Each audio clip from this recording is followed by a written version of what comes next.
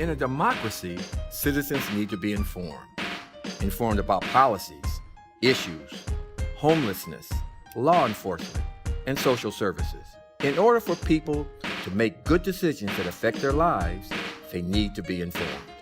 Conversations with Erroll Parker. Dee Andrews is the 6th District City Councilman in this city, and he has just run a successful write-in term for his 3rd term in the city. He's a native Long Beach person. He's been on the city council now for about 9 years, and we want to talk to him today about his life in Long Beach as a football star, but more importantly as a political figure in this town. And we want to talk about his accomplishments and maybe some disappointments that he's had, not only in his political career, but maybe in his as a star football player and all that kind of stuff. Dee, welcome to the program. And before we get started, I want to give you props because you were the one that encouraged me to start the conversations with Erroll Parker. I really appreciate that. But let's talk about you as a city councilman and your political career and how has it affected your life? Well, like I said, I don't know whether the political arena has affected my life in any way whatsoever, because the fact that this has never been a big dream of mine anyway. It's just something that all of a sudden, after being here for so long, I just felt like it should have been a duty of mine to really get that involved, because the fact that when you've been in a community or a city for 70-some years, you know that city, you know the people, and there's some things that I think you should want to be a part of, and this is why I think I got into the political field. And by doing that, I think if anyone knows, political give you a small token of power, but only to that point. That power I speak of is being able to make a change, and that's what I think I really wanted to be involved in, is trying to make a change or make a difference in the community in which I live in, which is the 6th District, where most people spoke of as being one of the downtrodden of the city of Long Beach. And it has had its problems, but I think the little time that I've been there, I think I've made some form of difference and an improvement, a lot of improvement, because the fact that we were really to that point where we talk about the little kibbles and bits, I think we got a little bigger bite than we have been getting. And that's what makes me feel so excited about what I'm doing right now. As I go around your district, and I've lived in your district, and I've been involved in your district professionally on a volunteer basis for many years, I see more business development going on in your district. Tell us about that. I mean, a lot of that really had to come about because of the fact that when you have business, the big business who do come into your district, they want to make a profit, and that's the way it should be if you go into business. And they, at one time, they couldn't see any of that because they looked at our district as one of the crime capitals of the city of Long Beach. So I think we made a big turnaround with that, because the fact that the people have started to feel a lot important. They start enjoying themselves. They start liking themselves, and by doing that, you start liking your community. And all of that, when you start liking your community, you start cleaning your community. And I think when you talk about business, when you know you have a clean, healthy community, then they're willing to come in and make it even more healthier and profitable for everyone that lives there. Now, the 6th District that you grew up in was predominantly African American when you grew up. That has changed. And you did not run strictly on the African American vote. You established a coalition with not only the African American voting electorate, but the Cambodian electorate, the Latino voting electorate. Tell us about that metamorphosis, which was quite unusual. Most those that preceded you counted on the African American vote, but when you look at the demographics, that has changed drastically. And it really has. You hit it on the nose, and I think that's why I said, after being and living in this community for so long, you should get a chance to know your demographic, because the fact that it has changed. It has changed immensely, because I know when I was a little kid, that's what it was. It was African American, and Caucasian, and we'd have a few, Japanese who was here after the war. But now you have an influx of all diversities, which has made it even better, because the fact that I think now we have made this family that everybody talks about when you talk about diversity. When you live in a community, you see it, then you embrace it and you try to do the best you can to make it grow. And I think the time that I've been there, we really became a family, and that's what we have to do. I remember coming up, when you're talking about it takes a village. Well, that's what it takes right now. But it's a much larger village. It's not just a village of African Americans or whites. This is a village of all nationalities. And that's what makes me feel so good about the things that I do in the 6th District. What would you identify Councilman, as your major accomplishment in these years you've been in city council, if you had to think about one, maybe two things that you said, this is something I wanted to do and something I actually got done, what would that be? I think first thing I think one of my major accomplishments is putting, any of you would know where Walnut and PCH is, this fantastic playing field that we have over there. We call it Chittick Field. It used to be the Hamilton Bowl. Hamilton Bowl, yes. And if you knew what Hamilton, it was a bowl. It was a big old bowl full of water when it rained. And we as kids would go over there in our canoes. We didn't have, it wasn't canoes. They were little equipment that they used to, you know, when you do your cement. Yeah. Well, that's what was our boat, and we got in there, and that's what we did over there. That's how full it would really fill up that much. Right. But it was just a wonderful thing, and when it wasn't, it was just muddy and everything. But that's where most of your athletes, if they know anything about Long Beach, they played at Hamilton Bowl. So I was so fortunate enough to be able to go over and put $11 million, you know, $11 million. Where did you find $11 million to do? Well, you know, sometimes you find good people. If they like you, they'll willing to put money into it. And it wasn't about the investment. Wasn't about that I lose money. You win. You win money that way because of the fact that you're working with kids. You're working with a community that want to have their kids go to a safe haven. And that Chittick Field was what we had when we started it off. And I think it's getting even better because you can take your kids there. You can take your family there. You can go there. And it's just so wonderful when you sit out and see your little Pop Warner kids, your soccer team out there. Everyone, every nationality goes to Chittick Field. And it's safe. You haven't had any incidents whatsoever for us, you know, besides homelessness now, and we know that's not just Chittick Field, that's everywhere. But we have a home at Chittick Field. If you want to go and get in some real shape free, go to Chittick Field. What about disappointments, D? When you think about, you say, I wanted to do, and now you still got time to do certain things, but the things that, what thing that disappointed you the most about something you wanted to do and didn't do, or something that happened that way in your political career? I think for the time I've been there, a lot of it is, especially because it just started, you know, and it just kind of boomeranged through all of it, and that was homelessness.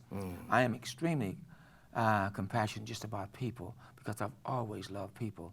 And you know, you don't expect all of them to love you, but I thought that if I only had a chance to be able to make some changes, is to build, you know, build where they'll get the people out of these homeless, you know, situations that they're in. But it's such an immense problem in our country right now. They say the economy is doing well, but you can't say that when you look at all these. What kind of coalitions have to be dealt with to get housing for the homeless? You know, we speak of coalition, but I think a lot of it's just compassion. You really have to have a feeling for it because a lot of people say, oh, those old people. Those old people could be us people. Miss a few paychecks and see what happens. You know, so I would like to be able to build low affordable income housing, but at this point we got to get the, you know, the builders to come in, the builders who want to come in. And I don't want to put, you know, what people say, well, you know, the 5, 6, 7 story. I don't want to start doing that in a part of our city. I want to keep our city looking like the 6th district. I don't want it to look like downtown. I want the people to be, you know, really, I think they want to be really excited about when we come in and talk about building new affordable homes, because that's the only way we're going to get a few of those people off the streets. We're not going to be able to, you know, like eliminate homelessness. I don't see that in my time. It's just going to take quite a while, but I don't think we could build fast enough to even, you know, try to, you know, eradicate homelessness. But at least we can start. We can put a dent in it. We must do that. If we don't, I think our whole city will just eradicate. It must do something. There are 2 other African-American city council people in this city, and we never really dreamed that would happen. But now that we do, what are some of the ways that you guys are trying to work together? There's Rex Richardson and Al Austin. What are you guys trying to do? I mean, this is a diverse city. Yes. And you can't isolate yourself with just African-Americans. But there are 3 elected officials that are African-American, plus 2 other on the Long Beach Unified School District and on the City College Board. What can 5 elected African-American men do in concert with each other? Well, I think if nothing else, if you let the city see and our younger generation know that everything is possible and anything is possible. I know at one time that was just a dream. Yes. You know, but now it's become to a fruition that it can be done. But in doing all of that, we just can't be there because of the fact of our color. We have to let our young generation know that we're there to try to make a difference. Good. You know, because I don't think any of us should just sit out there and say, oh, I'm the first black this, the first black that. You get tired of that. I hear it all the time. And we have to work together with our other, you know, colleagues there on that diocese.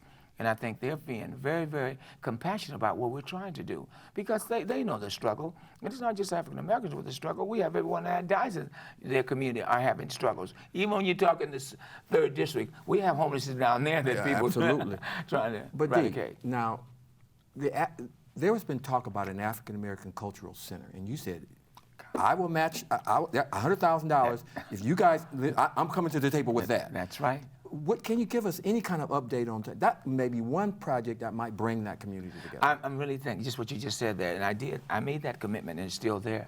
A lot of it is where we'd like to put it, you know, and it's, you know, we're not the buyer, you know, we don't have that African culture money that they have there, you know, but if we could find a place where we could have an African American Culture Center, which I think would enlighten that whole city of, you know, especially for the African American people. They need an African American center, because the fact that a lot of our kids, they don't even know who they are, where they come from, and where they're going.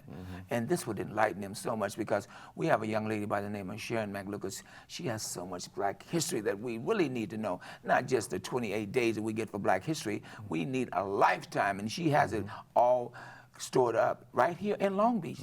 But we have to get it out and let our kids know this is not just a one-day thing. Go visit, go learn about it, learn your history. And that's the only thing really will set you free. If you don't know where you came from, you're sure not gonna know where you're going. And that's what I love about her as an individual. And anybody else who's trying to, you know, step into that form of, you know, culture. Well, maybe we'll have you back on once some things get rolling on that, and maybe Al Austin as well as Rex Richardson, to see if we can bring that together. But Dee, I'd like to digress a little bit in terms of our conversation here and go back historically in terms of your athletic career a little bit. You were on the show many, many years ago, and you told a story about how you got into playing football. Your brother was really a good player, but he encouraged you to play. You made a touchdown, and your life was never the same. Tell us about those early days. Now, I was at Franklin, and believe it or not, I was at Franklin Middle School, and I saw a picture of you, not in track shoes running track, but with tape around your toes running on dirt track. But tell us about those early days. Well, not dirt, it was asphalt. We had to run on asphalt at Franklin Junior High School, and we taped our little feet up and did what we had to do. But you know, that was camaraderie. That was a family thing, and everybody. If you didn't get involved, you know, because we had homerooms, everybody got involved, and we had such good mentors. Well, we had that. You know, when you talk about your brother's keeper, and it didn't make any difference what color you were. We just had a thing, I think, and a lot of this, I think, is the way we were brought up. You know, we had that mother and that father who really seriously poured in that thing we call discipline, and that kept us moving, because we all got involved when we got on the football field. We were just like brothers and sisters. We didn't care about what color. We were brothers and sisters. And that's Give me some names of some old pop that blocked for you. I mean, these big guys, these big white guys that blocked for you. Oh, give me some names that. You know, when you talk about a guy like Mike Gears, you know, and one of the biggest, you know, and Kennedy Lowe, and Arthur Allen, you know, these individuals, and it wasn't big, because the biggest guy we had on our team was 235 pounds, and that was Mike Gears. You know, I was 129. And soaking wet. Yeah, soaking wet. And that's we had to play like that, because I went with the Dallas Cowboys at 149 pounds, and I put my weight up at 185. And when I did get to camp, they said, "Where's that kid from Long Beach at 185?" And the owner said, "No, I have a son that's 9 years old that's bigger than you are, but I was 149, so they put me on the fat man's table." But you know, Dee, you made me lose some money. I bet in the barbershop that you guys never lost to Wilson High School, and you did in 1958 or something like that. Tell me about that game. That was, yes, it was. The Peterson brothers, I'll never, they made us look, and a big kid by the name of, I can't think of him, but I think he went to the Air Force Academy, but they did beat us. I think it's like 12 to 13. Come on, 12 to 13. But that was the only loss? Only loss ever in football, track. But I just, no, we didn't have the makeup of losing. We didn't really know how to lose. But it wasn't like we wasn't boasting about ourselves, but that was the type of competitive we had against each other. Who was in the backfield with you? Oh, we had Lonzo Irvin, Willie Brown, and then Willie Martin came along, and Harvey Crow.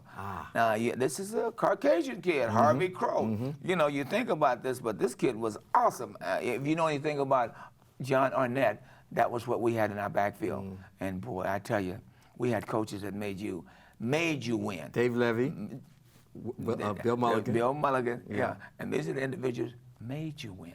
Now, after you left Poly, you had to stop at UCLA, Stop and at then you came UCLA, back to Long Beach City came back to College, Long Beach City. and then eventually Long Beach That's State. right, eventually Long Beach State. And then the Dallas Cowboys. That's right. Still that winning, we still had that winning, everyone, we just love to win. Mm-hmm. But I think all that had to do with the community which we came from, because if you went to Poly games where we came in, you couldn't get a seat. They had to put bleachers on the other side. Now you can go at any time and you can sit anywhere. That's kind of sad. They closed the community down when we had games. And in track, now I remember going on Yeah. what was called California Avenue That's when, right. when Muir came down That's- here from Pasadena. Of course, now your friend, well, we don't want to go into No, that. But anyway, tell us about that. When Muir used to come down, and we didn't want to pay a ticket to get inside. We on the California That's Avenue right. and saw you guys run. That's right. You couldn't get a seat even in the bleachers in track. And it's just amazing. People lined up all down. It was California Street Yeah, then. right. But you lined up all along the fence there just to watch us run. And, this is what made our community so, Right. it wasn't crime. Crime was there, but we didn't have crime. And we didn't. And you're talking about, a lot of people knew the thing about, racism was there. We knew it, but no one ever thought about it. We couldn't go to the hutch. We had to go to the recreation center. That's right. But that was okay. Nobody really cared. We just enjoyed what we did, and we respected the people that we lived around. Your community was respected.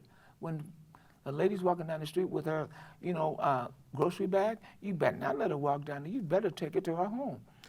Now let's come back to the future here. You've been as your predecessors have Yes. done with the Martin Luther King Parade. Yes. You have now continued on. What's in the making for the 2019 Martin Luther King Parade? Well, we have, we try to do every year, but basically thing, we try to raise enough money to do what we usually do, and that's have a wonderful parade and a wonderful entertainment show afterwards. And this year we haven't got to that point yet, but I have a few people in mind, and hopefully that'll come to fruition also. But it's going to be good. We always have a good Martin Luther King parade, because that's one of the biggest parades we have in our community, and everybody like to come out and be a part of it. Now, regarding Martin Luther King, of course, you never met the man, I don't think, but No. tell us about his legacy and what it means to you, him and a guy like Malcolm X or Harriet Tubman. African American history, led by Martin Luther King. Tell us how, as a councilman now, Yes, of course. you're being accountable, and Right. the legacy of King, how's that affected you as well? I think what I did and what I watched and what I seen and what I read about the doctor is because of the fact that what he died for, a lot of us like our kids today know very little about it. And it's kind of sad because of the fact that here's a man who died for us to do what we're doing today. And we hear about it. The 28 days you get, it's just such a small, episode of what this man really lived and died for. I just think we had that form of compassion and love for our fellow brother, because see, we make the statement, does Black Lives Matter? Does it really matter when I can sit there in front of my house less than 5 days ago and see 2 black individuals get killed right in the middle of the streets? That was shocking to me, because the fact that I leave my door open every day. But why are we doing that in this day and time? Why is there so much anger? This is kind of sad to me, because the fact that we should have come a long, long ways from Dr. Martin Luther King's time, because during that time, it was almost, it just made you know, because you knew what you was up against. But here today, you have the type of rights, you have the type of freedom that you never ever thought we would have during that time. Yet, we see African American males around the country being shot down by police. Yes, and like I say, this is the type of thing that we fringe when we see and hear about that, and we try to, what really has happened? What has really gone wrong with this society? It's something wrong with it, and it's going to have to be corrected in a way that we don't have any more Dr. Martin Luther Kings. We don't have any more Malcolm X. We don't have those type of individuals. You talk about Sharp and you talk about Jesse Jackson, but we need some leaders that will stand up and let our people know that you have to be accounted for. Quit using excuses. Now, the Chief Luna, who's Yes. the guy you've been knowing all the time, you have a continuing dialogue with Chief Luna about police brutality or African American being shot in the city of Long Beach or anywhere else? Yeah, no, we don't get that form of dialogue because of the fact that I think everybody's so busy doing their own little thing. And I think that there's going to have to come a time where we must have that form of dialogue. You know, you can't get around it. And, you know, like I said, I think it's an excellent chief because he's up against a lot just like all the rest of our officers. You know, they all have to be held accountable just like we have to be held accountable as public figures. But there's going to come a time when we all have to come to the table and let each other know we're going to have to be held accountable for the things that's happening that we know that's it's not right. You know, and because when they talk about justice, for one, it should be for all. We just can't start, you know, picking individuals and say, oh, that individual, this individual. No, no, no. We have to be held accountable. And I feel very strongly about that because I am the oldest out of the group in there. I've seen You're things the eldest that they statesman. will never see. That's right. I am that elder statesman. And I see things they will never see. All they do is see it on TV or read about it. I've lived it, and I know it. I could be a very bitter individual, but something in my blood, in my heart, my soul let me know that all of this must pass. It has to pass in order for our younger generation to have a decent, you know, life. That being said, Dee, what do you think is the major issue facing this council in 2018 going to 2019 that the council is facing that they're going to have a tough time wrestling with? I think a lot of it, you know, just awareness. And if you don't see it, you know, you can't take a blind eye to it. You really can't. And we can't always talk about, you know, building. We got a $3 billion, you know, construction going on in Long Beach. But where are we at that table? You know, when I say where are we people of color, you know, at that table? It's just kind of sad. And, you know, and I've seen so much of this and I've watched so much of it, but somehow, some way, we're going to have to be at the table, not on the table when it comes to these constructions. And, you know, instead of just sitting there talking about kicking up the dirt, we want to be a part of the big picture. Now, Dee, okay, let's say if the city manager came to you and said, okay, I hear you when you talk about construction and business. Are there African-American businesses that in construction and these that can be brought to the table and vetted and say, okay, we're going to give you a piece of the pie? Are you aware of that? I'm not aware of that, and that's the sad part about all of it. And I'd love to be aware of that. And you know, because that's not the I'm black. You be fighting for black people. You doggone right. I am that, and I will fight for that because of the fact that it should be. Somebody's got to fight for them. Somebody's got to speak up for them. They elected me, not just black, but all people of color, for me to speak up for the unjust. And I think that is an unjust when you talk about a $3 billion, you know, form of construction going on downtown. Where are we? Where are we in that picture? And I don't see it. I don't see it. And that's what saddens me, and that bothers me. And so we as individuals on that council seat, we're going to have to really make a change in that. We must make a change. Or we're just sitting there and not doing anything about it. Now you attempted to run for city council a couple of times against Laura Richardson, Yes. and you lost, and you came back. You were determined to be a city council person. What motivated you to do that? I think a lot of it because I'm not used to losing. I just say, and because I knew in my heart, you know, some things just push you, and when you're being pushed and driven in a certain way, and you know, once you get that, then you know that you will be able to help and make a difference. And I think in some small way, I am making a difference. I can't say a big way because things just don't change like that. People think you can do things overnight. You need four other votes besides yourself to do anything on city council. You need 4 other votes besides yourself. And that's what, oh, you're the vice mayor, you can. No, it's not that. It doesn't go like that. I would just like to see some more support, especially from the people of color down there. Come down and speak your voice, let them know. Just don't call my phone every day and say, Mr. Andrew, and that's because of the fact that a lot of people do it. I give everybody my phone number. Everyone calls me because I know most of the people. So it's a good feeling, and it can be a sad feeling because I can't help all of them. Now, we look at the political climate in this country since President Trump has been in, and we see a lot of divisiveness in this country, even in families who is painful to talk about their political views because there are such strong opinions. One of the things I've seen, Dee, is the lack of civility when we're discussing things. I might deeply disagree with you, but you're not allowing me to finish my point, and you see it on television. That's a poor image of our children trying to see how you settle disputes. We're not listening to one another, it seems to me. What do you think about that? I definitely hear what you're saying there. And that's the sad part about it because, well, remember, again, we're not at the stage where when we came up, we listened to our parents and we obeyed our parents. Today, kids, you almost have to obey them because, you know, the laws the way they are. You can't holler, scream, or touch her. You know, it doesn't become your kid at a certain age, and that's sad. You know, because I'm not telling you about I'm beating, you know, your kid, but at least you should be able to talk to your kid in such a manner that your kid would really want to be able to listen. Yeah, I'm not listening. You know what you're talking about. Well, okay, fine. If you think that, but it gets to be really out of control. Where does that come from, and the lack of respect in the family? Upbringing. I definitely know, because kids having kids. You know, a kid can't raise a kid. And you see that's happening, you know, and I look young kids today think that's, oh God, I got me a little, you know, baby. Well, you are a baby. So how can babies raise babies? What are you doing over at Cabrillo? You're there? Oh, it's an everyday thing. I get a chance to go be a substitute, and I get a chance to go into every class that they have there, because that's what substitutes basically do. But a lot of it, I get a chance to be with the kids, because I think at a certain time when you get a chance to listen, you don't have to do all the talking, because kids will tell you.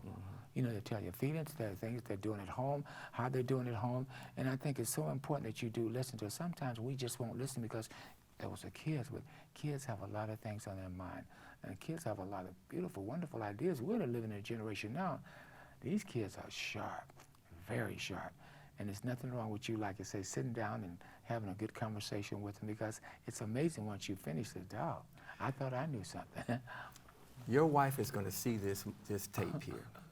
And so you run your mouth here for like almost, but I want to close. Talk to your wife. Get in that camera and tell her, you know, what you think of her and how she's had to put up with you all these years. Oh, this is amazing. You guys come on. My wife, my wife has gotten me to a point now that I don't have any meat. She's a vegetarian, and I just would love to be able to have a nice dinner one day, including some meat. But no, I have a wonderful, beautiful wife, and she's been really like a lifeline in my life. Good. Because at one time, you know, I'm just like, oh, wow, when is it going to happen? You just have to wait on the good things, and I think I've waited long enough to get a good helpmate. Okay, I love you, and we're so equally yoked. That's the beautiful part about all of it. The last question I want to ask you, Dee. You've had a friend, Jim Bridgerton, that's been your friend for 60 years. And he's a volunteer in your office. When are you going to get rid of him and get a real person to volunteer in your office to have some credibility? I hope you don't hear this, because he'd get rid of me first. What are you talking about? Jimmy runs that with the iron fist. And you know it, Mr. Parker. Yes, I do. Yes, but he's a wonderful person. I love him like a brother. I know everybody that comes through there, it's like a family. Everybody just, on Thursday, we just come by and have old fellowship. I have my Bible study there. That's right. That's so true. And it's just so wonderful, because you have to have, that's old, we call it old, stomping grounds. That's good. You have to come around sometimes at those stomping grounds if you're out there in the city of Long Beach, and that's where we all meet up over there. And to have you come through and with the Bible and getting us all ready, you know, for that next moment of time, it is so wonderful. It's great, you know. I love Long Beach. I'm planning on dying in Long Beach. My kids was raised in Long Beach. Long Beach is where I'd like to be for the rest of my life, and I'm not going to stop doing what I'm doing. Well, Dee, thank you so much for taking out time in your busy schedule to be on Conversations with Erroll Parker. I got to give you props. I probably wouldn't be doing it if you hadn't encouraged me. Thank you so much. And I probably wouldn't have came on there, Mr. Parker, if I didn't know you. Okay. That was Dee Andrews. He's the 6th District City Councilman. Vice Mayor. You Vice keep getting Mayor, that's right, okay. the City Councilman in this city, and we've had a wonderful conversation with him about sports, about politics, about family life. And thank you so much again for being here. It's been a pleasure, Mr. Parker. Anytime, but not soon. Okay, okay. Thank you so much. We'll see you next week with some exciting guests. Thank you. Conversations with Erroll Parker. Thank you so much, big guy. In a democracy, citizens need to be informed. Informed about policies, issues, homelessness, law enforcement, and social services. In order for people to make good decisions that affect their lives, they need to be informed. Conversations with Erroll Parker. Professor Amin-Ra is the Professor Emeritus at California State University in Long Beach in Africana Studies. He has been associated with that department since beginning in the early 70s. He has championed many causes, African-American causes, in Long Beach and in Compton and in Southern California. He's really a legend in terms of supporting black students and black athletes and speaking to power in terms of the plight of African Americans. Welcome to our program, Professor Ra. Thank you. I'm honored to be here. We worked with each other years ago on my original television program. Yeah, and I really appreciate that you're back on air, because you're one of the most authentic programs that represented the Long Beach area and just issues that you brought forth that affected life and the issues that the Long Beach community, specifically the African American community, face. And so I'm just happy that you're back on. I'm honored to be here. I'm glad that you took time out of your busy schedule to have this conversation with us. We were together 50 years ago at Cal State Long Beach, and we saw the struggles that even occurred before we got there. And we want to talk about the struggles that African American students had there prior to us coming, and the continuous struggle that African American students and student athletes have.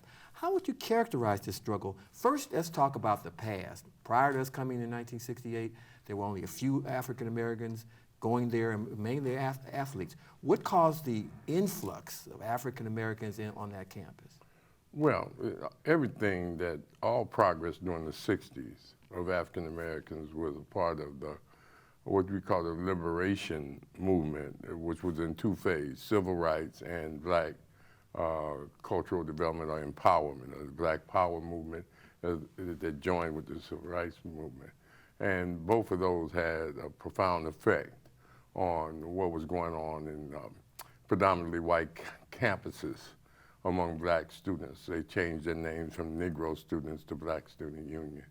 But what happened at Cal State Long Beach in 1967, Clyde Taylor, who was a faculty member, approached some students to start a Black Student Union. He didn't call it Black Student Union, he just said a black organization. They had another integrated organization prior to that, but based on what was going on in campuses all over the country in 1967, Ivy League and major universities, Clyde Taylor, a professor of literature, decided that he wanted to get the students at Cal State Long Beach together. So he approached some of them, they got together and they began to start what was called the Black Student Union. And that was in 1967. They were probably the most profound, one of the most progressive student organizations among the Cal State systems. What made them progressive was, of course, Clyde Taylor's guidance, along with Dr. Joe White, and they sort of gave them directions based on what was going on in other campuses. So they chose the name Black Student Union. And then, because they were debating on what they was going to call themselves, and they settled on Black Student Union. This is according to a letter I got from Laura Murphy, how she described it, who was one of the, what they call board members. So they, I mean, they were just very progressive. They were very progressive in their demands. And then what really aided them was that there was a movement on the outside of the campus. In the community. Yeah, because Laura in her letter said that the majority of the students at Cal State Long Beach did not come from the Long Beach area. But what happened was EOP, Educational Opportunity Program, under the leadership and guidance and help of Dr. Joe White, that set forth Long Beach to be, some say was an experimental program there, but it opened the door for students to come of color, because Long Beach was probably, and still is, one of the most racist institutions in the world, even though they try to camouflage it. But it's very, very racist. And when I say racist, I ain't talking about they didn't like black people. They had policies, customs, and traditions that sort of limited enrollment. Give me an example of that. You said policies that were instituted by the administration that was really opposed to black people. Well, first of all, their admissions policy, they would not needed EOP, Educational Opportunity Program. Second, that they was in southern Orange County, they was in Orange County, on the border of Orange County, and they were very discriminatory in housing. Students couldn't get housing, or faculty even couldn't get housing. Yes. Adults couldn't get housing, just people around the campus. It was you know, they're right next to the Veterans Administration, and they never thought, they didn't build one brick with the intentions of having an influx of black students. So at one time, you know, you was close to 17% of the black population of the campus. It was one of the biggest campuses, 35,000, went up to about 33, 30 some thousand students. and black students made maybe 1,700, 1,800 at its max. But they were powerful because of their influences of what was going on at Cal State Northridge, what was going on at Cal State San Francisco, yes. what was going on at San Jose State. You had the rebellions of the black athletes with the 1968 boycott. You had the assassination of Martin Luther King. You had in 1968. So even though they initiated in 1967, their demands and their growth under the leadership at that time, Tony Wilkins and the board, they just knew what to do and how to do it.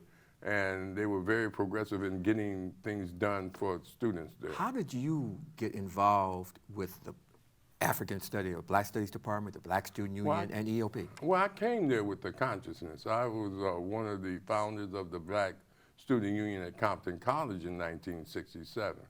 And when I got to Cal State Long Beach, Jerry Tarkanian offered me a scholarship to come there. The famous basketball coach. Yes, yeah. And that's why I went there. I went there to play basketball. But I was an activist before then. I was a young man total democracy. I got arrested during the Watts Rebellion in 1965, did 45 days in junior high when I was in high school. And so there was a movement in Watts. I grew up in Watts. I went to Ritter Elementary, 99th Street. I went to Markham for a semester, and then I ended up in at Bunch Middle School. But the point is, I was active because we were active. WLCAC started the Watts Community Action Agency, and then you had Ted Watkins' group. Yeah, Watts Manufacturing right across the street from Centennial. You had the Watts Parade, the Watts Summer Festival. So I came there with credentials. Tarkanian used to tell the joke all the time that when he brought recruits on, the players he recruited to school to visit the campus, all of them wanted to know where EOP office was, where financial aid was, where the gym was. And the first thing I asked was, where was the BSU? And so I met Laura, Valerie, we all went to Bunch together. So they told Bunch me. Middle School? Junior high school, yeah. Bunch Junior High, and we were close. Yes. And so I was, at that time, involved with Vanessa Harris, who was Joella, who was a board member of the BSU. So they invited us up the summer of '68 to meetings off campus. And I was elected Sergeant of Arms in the BSU at that time. But I could not commit, there would be no Black Studies Today or Africana Studies Today if it wasn't for the BSU. There would be no EOP program if it wasn't for the BSU and the other students. See, BSU was the leader, but you had people like Walt Clemens and the Kappas, you had other organizations that were there. Supporting all that. Omegas and Semegas, and then Black students at random. And because at one rally in 1968, the summer of 1968, I had 500 students march on the president's office. That couldn't have been the BSU because they didn't even have but a few members. That's right. So that showed that the community was backing the efforts of the students on the campus. We took the community to the school and brought the school to the community. Now, you became a professor in the Black Studies Department. And when did it become the Africana Studies Department as it is now? About in 2007 maybe, 2000. When Maulana Karinga, was it Karinga or Sasalo? Well, he was the chair. No, Dr. Malloy was the chair at that time. I think, Black Studies went through transition. Yeah. First of all, it was student-driven and student-supported, and they had a strong relationship. That's what kept the progress of the students. Then the schools began to crack back, and they took the power away from EOP. EOP could admit students. That's right. And now, not a lot, but they could admit maybe 5, 10%, 20%. And then they took that away. So then they began to engineer what type of Black students they wanted. So they started looking for students that did not come from the urban area.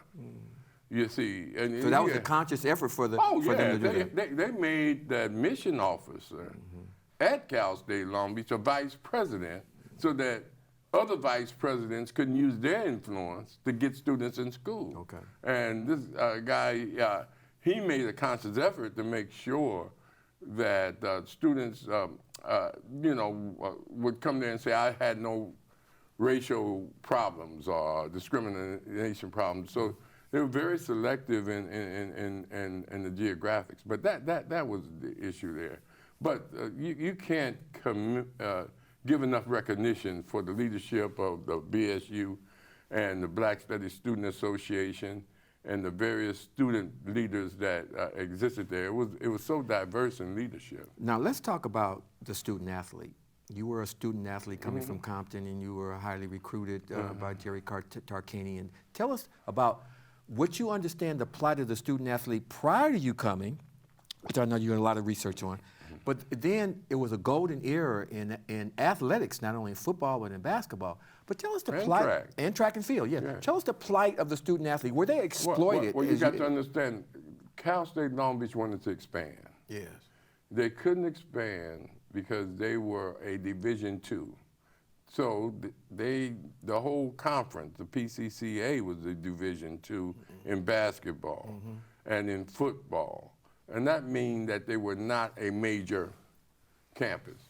They had great athletes, John Rambo, Dee Andrews, who you just had on the program, Willie Martin, Jim Richardson, all of those individuals. But they wanted to expand because they saw money. That's right. If they could field gyms and field arenas and compete on a national level, that's what gives your school recognition.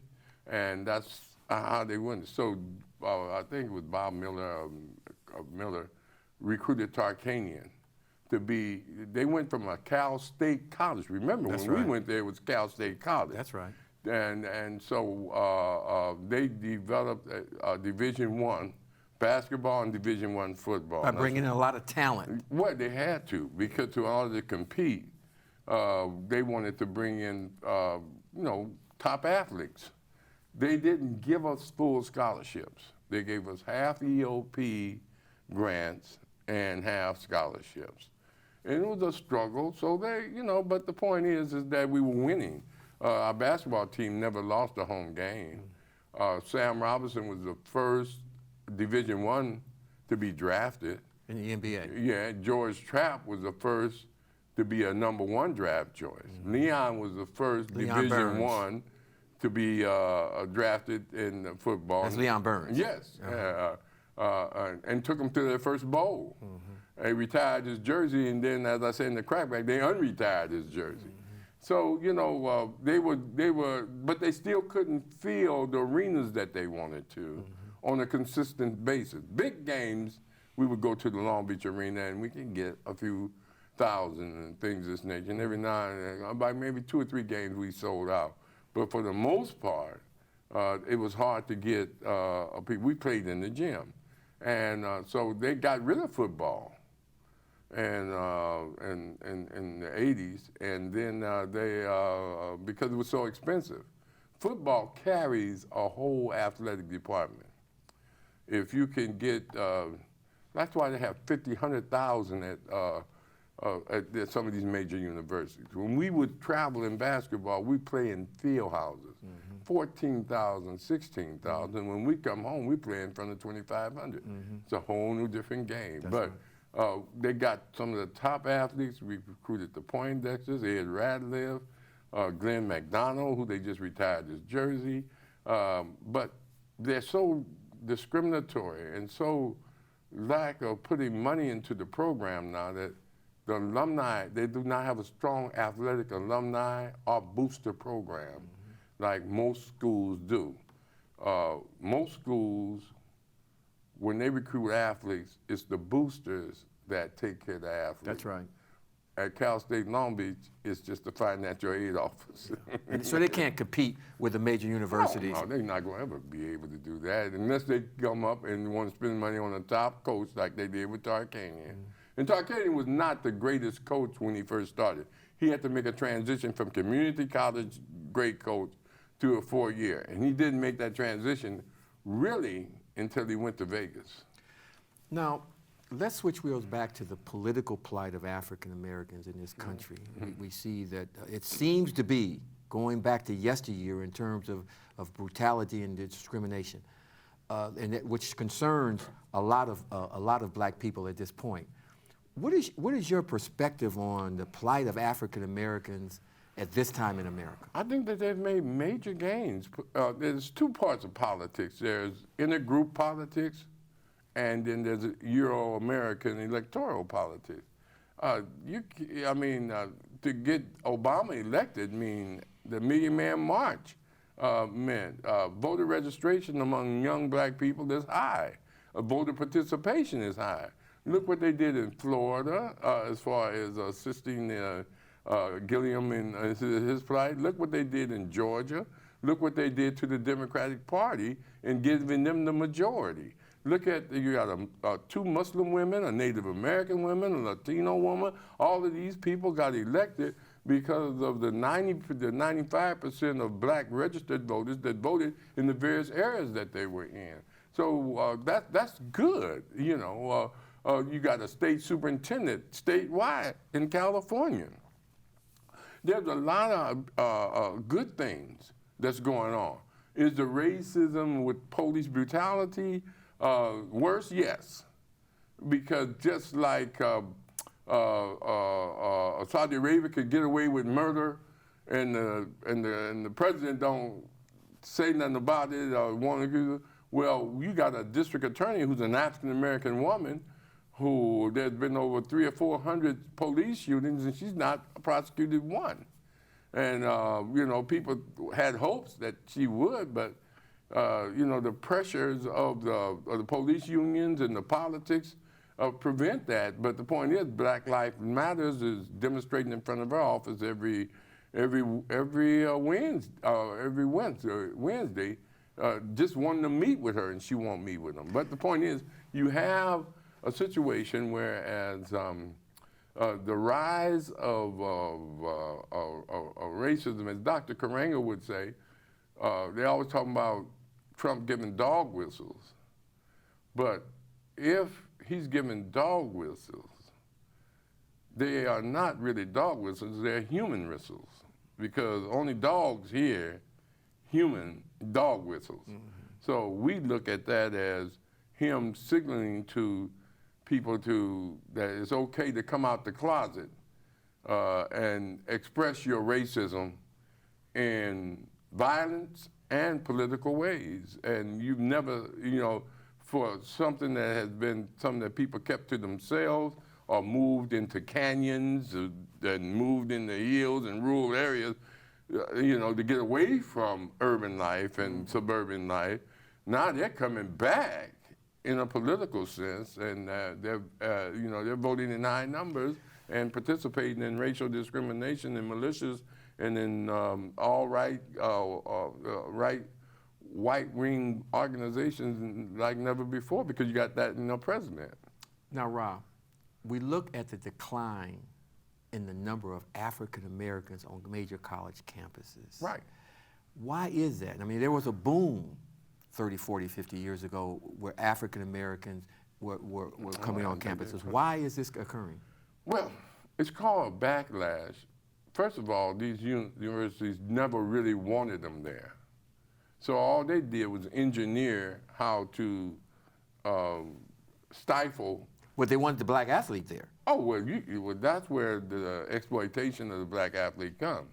In almost every major area where Trump won,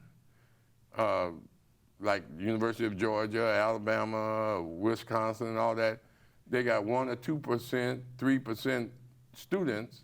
The majority of them are athletes, and they all voted for Trump. I mean, the majority of the people in them states voted for Trump.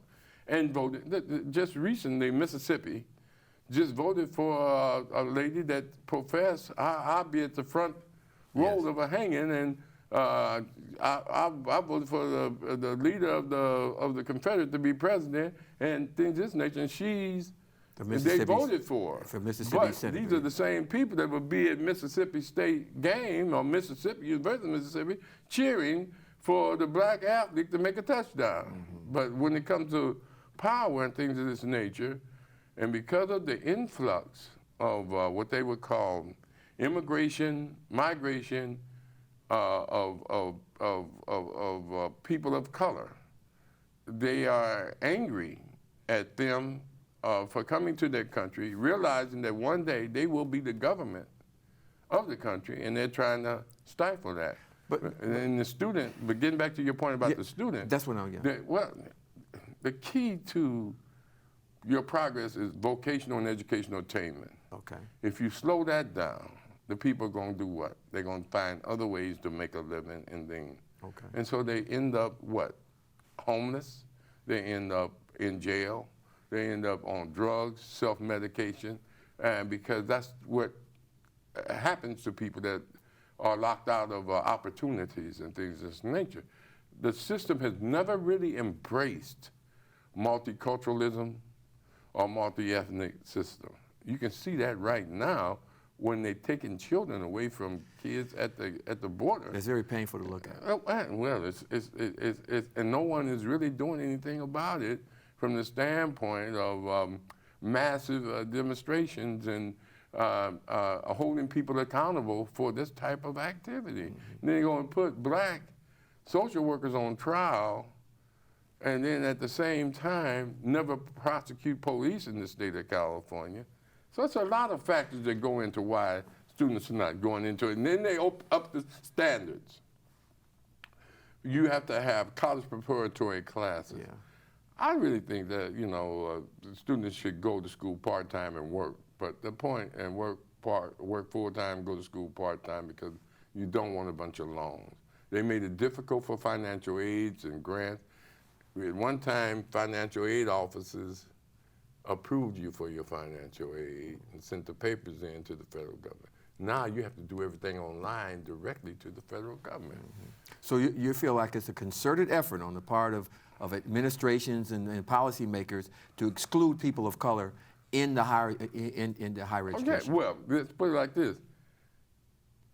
Of course, that is how in the 50s and the 60s, some of the greatest white athletes were recognized for their performances, but they didn't let blacks participate. They didn't let no athletes of color participate, except for in the Olympics, and they exploited them. They had Jesse Owens and all of them, and they had Jesse Owens trying to outrun a horse when he came back for money, and then selling the Cougarons for him. The same thing, they exploit you for work. Look at black people that are unemployment today. They weren't unemployed during the Holocaust of enslavement. You can, as long as it's free labor, okay. The same thing with immigration. Here is Schwarzenegger getting an immigrant pregnant that was working for him, and then he's in a party that's anti-immigrant. Trump is married to an immigrant, and her family just came in on the same policy he's against. My point is the hypocrisy of America in saying that you're an American, as Malcolm would say, but not affording you the right. Look at the voter suppression. Look at the gerrymandering in various states to make sure and ensure that black vote don't count. And this is the same thing with these major schools. They found out that if we dissipate the population, we won't have student activism. And if we choose the type of students that we want, they will be more into unconscious activities rather than conscious activity. Let me give you a point. When you was in school and I was in school, Gil Scott-Heron came. We had Minister Farrakhan speaking. We had Dr. Khalid Abdul Muhammad speaking. We had Dr. Karenga speaking. We had progressive activists speaking on campus. Today, you don't have that. Black History Month, we used to have big programs. Now, the budget, what, a couple $100. Even here in Long Beach, the gay parade gets hundreds of thousands of dollars, but the Martin Luther King parade, be lucky if they get 6,000 or 7,000. Rob, what was the single, if you had to look back in your life, what was the single most thing that motivated you to be an activist, to be concerned about the causes that you're articulating right now? I got caught up in the black movement. There was a movement in 1965 with the Watts Rebellion, and they could like to call it a riot, Right, but it was a rebellion.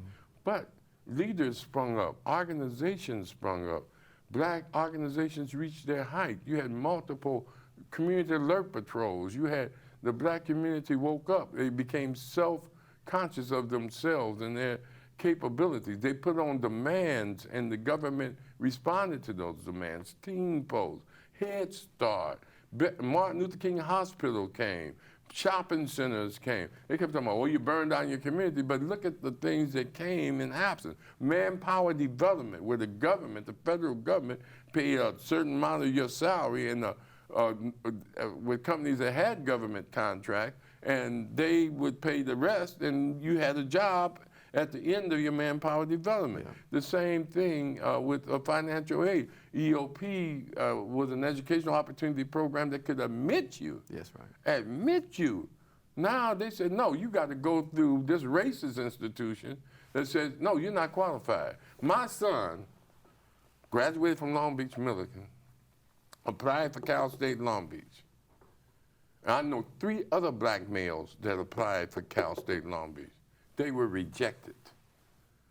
I found out that my son's application was on the vice president's desk. What is his application, because he had my name, of course, on the vice president's desk? My son go to Cal State Dominion, graduate with honors, passed CBET, he's a principal now, but he couldn't get in Cal State Long Beach. There was a number of other African-American students that we tried to get in school that we couldn't get in school.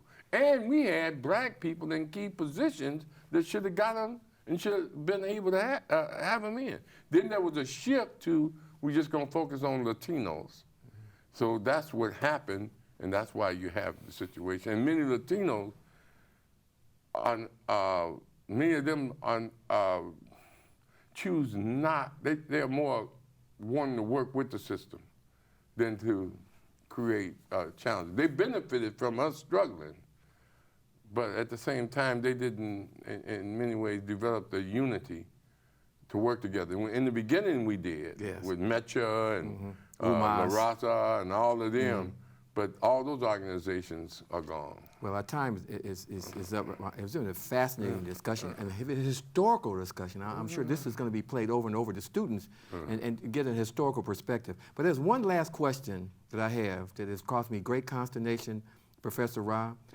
You made me lose a lot of money, and I want you to look in that camera. Did you sing with the Whispers when they came to Cal State Long Beach? No, I did not sing with the Whispers, but we brought them to Cal State Long Beach to do a concert with the first and you sang with concert. them. I got on stage and sang with them, and I was emceeing, and people thought I was singing a part of it, but I put was big not. money in the barbershop that you was on with the Whispers. No, but I know them. They're out of Watts. That's and right. One of the songs that they made was "Seemed Like I Gotta Do Wrong Before They Notice Me." Yes. And they would say that that was a song of consciousness. Okay. Because I have to do wrong before you notice me. I'm just jesting. You know, I've had that live for a long but time. I just want to say this, man. You know, the 6th district that you just had is a historical district. That's right.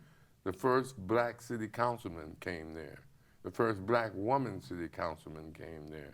Martin Luther King Park is there. That's right. Martin Luther King statue is there. The historic Coleman restaurant was there. That's right. The historic Kelly bookstore was That's there. right. The historic progress of Long Beach Poly athletics with the Trent Gaines, VIP the records. Mac Calvins, the John Rambos, all of them went through there that made Long Beach Poly Long Beach Poly. That's right. And even the women's coach today, all of the beautiful things that African Americans have contributed to Long Beach, VIP records, all of that, P&G Fish Market, Snoop Dogg. all of that was, well, you know, it's not just him. It was a community store. They didn't just sell rap. At that time, they sold, before it was rap, VIP was there. VIP. Rob, we got to was go. there. Okay. Thank you so much for being, thank you so much for being on Conversations with Erroll Park. We had a fascinating discussion with Erroll. We'll see you next week. All right. Thank you. All right, brother. We got the guy. You said you had the guy. In a democracy, citizens need to be informed. Informed about policies, issues, homelessness, law enforcement, and social services.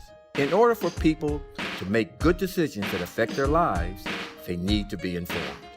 Conversations with Erroll Park.